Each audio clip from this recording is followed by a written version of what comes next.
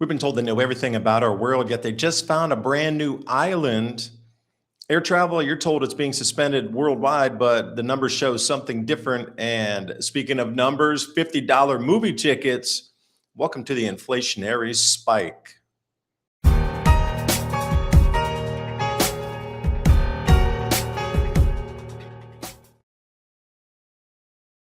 Starting off with flights here, global active flights the last 7 days. Red line is what you're looking at. News headlines around the world screaming that everything's being cut off. Flights are limiting around the planet. You're not going to be able to travel. You're going to get stuck where you are. The messaging is clear. You can see the green line, that's down from 2020 COVID era. Red line is where we are right now. Looks pretty flat or recovering, but thousands of flights canceled. Jet fuel costs soar. This is all across Europe. Virgin, Qantas, they're going to scrap flights. Thai Airways, cutting flights, fuel shortages. Air Asia, anywhere around Asia. You got American and Sprint going down the tubes because of incredible high. India limiting flights. Yet that chart shows something different. Are we being discouraged from traveling? Speaking of traveling, let's take a look at nature's flight path, the route of migratory birds, the type of bird, where they're moving across the planet. They go above and below the equator. But you notice everything stalls at the bottom of Africa. They don't transit down to Antarctica, a little too far and windy to get down there, I do believe. Seems like the storks and the geese got everybody covered with long distance travel. Where are their passports? Speaking of passports, tropical islands, well, maybe not so much. Antarctic island, previously unmapped island discovered in Antarctica's Weddell Sea. Previously unmapped island discovered in 2026. About 500 feet long and identified as a danger shoal. Nautical charts. But again, I thought every square inch of the world was mapped so we can get different forecasts going out to 2050, 2100. I guess what we're being told again is not as everything seems. Speaking of islands, take a look. Delos in Greece. Our world civilization, what caused them to collapse is the question. That was a thriving area at some point. What caused everything to collapse and then for everybody to leave? Literally everybody. That was a massive event. And it seems like we're at this massive event. Again, this is why the world is in so much change, forced change at the moment. What event is here or is inbound is the question. Because you look at this thing just with a 30,000 foot view, none of this is organic. It all seems to be forced. Even the messaging of, you're going to get stuck if you fly. I showed you the chart. It doesn't seem like it's really that. Also, we're finding islands. Come on now.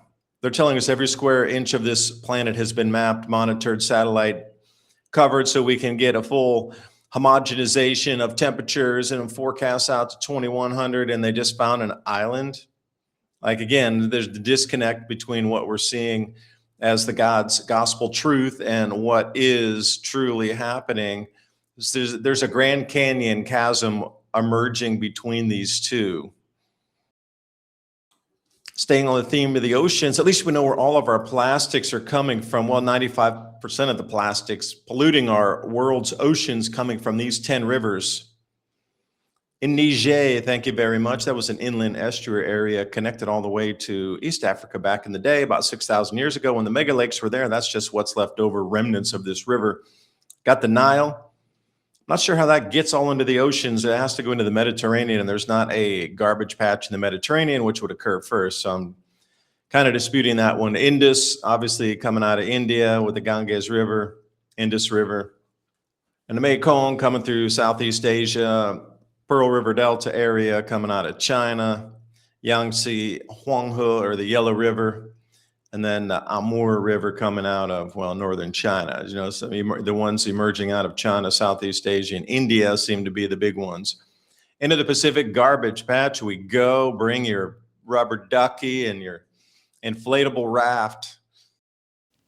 Wall Street doesn't lose money on sell-offs, you do. They create the panic, wait for you to dump your position out of fear and scoop it up at a discount.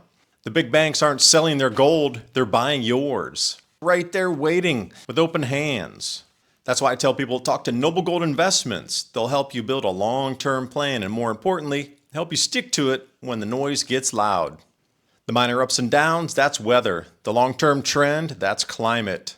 And the climate's been favoring gold for 5,000 years. So the next time you see a dip and feel that knot in your stomach, ask yourself one question. Am I making the decision, or is Wall Street making it for me? Don't let them shake you out of the position you built to protect yourself. That's exactly what they want. And right now, all new qualified accounts receive a free 10th ounce American Gold Eagle as a thank you. A real gold in your hands, that's the whole point. Visit 2030gold.com and discover how easy it is to protect your financial future. That's 2030gold.com. Click on that link in the description box below. And just a quick note on plastics here. This is the Milkfish update for the week. As I was talking about, they were raising the price of Milkfish. They have raised the price of Milkfish another 10 NT out here, which brings the total to 90 for a pound. And it used to be 50 about 5 weeks ago. Also, the plastics, there's a huge campaign across, at least in Taiwan here, conserve plastics. Don't use plastics if you don't have to. If you don't need that bag, don't take it. If you don't need that plastic straw, don't take it. But out of national security interest, the packing for the instant noodles shall continue. That will be given priority. Just these strange stories coming out. But plastics are a real thing. Everybody's trying to conserve it. So if they're conserving in Asia because they don't have the feedstock, what do you think is going to happen with our passing plastics for the packing on the foods? This is something, a distant early warning. You should start to see little, rumblings of this somewhere around mid-June. And in mid-June, we should be into the drought season heavy. Here we go. This is the newest USDA announcement bringing us out through July 31st. The seasonal drought outlook. I see a lot of brown on the map. That's not good for agriculture. Drought persists mean it's already there, affecting crop planting. The crop prices will be affected because of this. This is the actual April 23rd release. Deep reds down in the deep southeast US and across our Midwest grow belt. A little bit kind of alleviated. There was a lot of rain that came through, about 4 inches or so on some fronts over the last week. Kind of pulled back on the extreme that was in there. Still a lot of red around though. Red, bad for planting at this time of the year. Now, if we move out again to the season precipitation outlook, this is a little bit different than the drought index. All they do overlap pretty equally here. We're coming into El Niño in the summer. Strength to be announced, not sure yet, but below average around the West Coast. And then that tongue licking way down into Oklahoma there. Again, it's going to be affecting some of our major crop growing zones. And the UBS analysts are putting this at least one of the worst droughts in 130 years. Already affecting our crop planting. That's why hard red winter wheat futures are up, not all-time high by any means, but coming back into something that will make you pay more at the supermarket. So in the last 130 years, there's been 3 instances of drought this severe. So, it's not a 130-year event, but it looks more like a 40-year event on the drought indices. And the news hitting today off of Bloomberg, the wheat spread hitting 2-year highs, hard red winter wheat. And we'll see how that goes with the winter wheat and things coming up. But you're going to pay more for this at the supermarket. They're going to use it as an exception to be able to gouge you one more time. Because of these types of headlines and then all the drought news and then the energy disruptions, you can just see it so clearly. That's a crystal ball. They are broadcasting heavy that your prices are going up across the board. Wherever you look, you're going to get smacked with another price increase. They're talking about crops here. They're going to be talking about fuel there. Oh, heaven forbid you run your air con this summer when electric prices are higher because of the natural gas input, if they're not on some sort of nuclear. Just everywhere you look, your daily life, the delivery costs, in all these agencies that follow delivery and logistics saying 10, 20% higher on the costs, which is going to just get passed on. Every gamut. You need to eat every day. You need water. That's going to go up in price too. All the data centers swooping in all the water and electricity.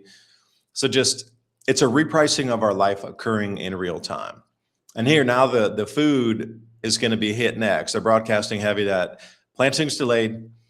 Diesel prices are up. there's not enough fertilizer, which is going to reduce crop yield. And now we got the drought. So you got this like quadruple layer cake, and they're going to smash into your face just like some comedy show. Pay more and get used to it. This is a permanent price rise. Speaking of which, movies, have you been to the movies lately? Premium large formats coming around 18 bucks at the moment. Standard, squeeze in like budget airlines. Nobody wants that. You're going for the big seat. You want that. Oh, wait, $50 movie tickets. Oy. For the premiere of Dune, 50 bucks a ticket. And multiple cinemas. It's not just one theater that did this. Multiple. And then the movie houses were just beyond themselves. Like, how can you charge that much? You're going to dissuade everybody from going. You're going to knock down our business. We're going to, get hit on the opening weekend release. Like, you're going to hit the bottom dollar. Quit charging so much. So they're trying to frighten movie theaters. We're not going to give you the movie if you charge that much money any longer. 50 bucks a ticket. So 18 nationally, but on the bottom sentence there, intelligence, like entertainment intelligence, cute name, 30 bucks for a ticket in big cities like New York and Los Angeles. Just proving my point. Everywhere we look, it's going to cost more to do anything. Something as simple as going and seeing a movie. Now with this price, it's almost going to push people over into at 50 bucks for one ticket times two. So let's say you go on, let's say you take a family of 4 and you go out. That's $200. You can get a whole year of Netflix for that. So these movie theaters griping and complaining, well, nobody's coming out to see movies anymore. The movie viewership's down. Well, yeah, 20 bucks a ticket, 50 bucks a ticket. It's just a better value to spend money elsewhere. How about buying a bunch of CDs? You can fly over to Thailand, get like 6,000 CDs compressed onto a memory stick and come home and save money on that. Endless amounts of options here. But movies aren't going to be one of them. So again, how are you going to cut costs moving forward? Bulk buying food is going to be a thing to save money, make your own meals at home. But then entertainment, something like this, you can see why people have moved away, and choices in our world are not the same they were when we grow up. Did you notice that? Like the growing up periods is way different in terms of how people are enjoying their free time these days. Anyway, I appreciate you watching. Hope you got something out of the video. Please remember, it's grow time across the planet right now in the Northern Hemisphere. You're going to need to grow some of your own food. And is this the sunset of our civilization? TrueLeafMarket.com, heirloom and organic seeds for any grow zone on the planet. That link's in the description box below. Please copy and paste this link. The algorithm is none too kind. You're going to have to do it yourself because it's not getting spread. But we need this information out so people can have the conversation and then create some solutions for these problems that we're facing right now, and shall intensify as we come through the summer months here. So I will see you next time. Bye for now.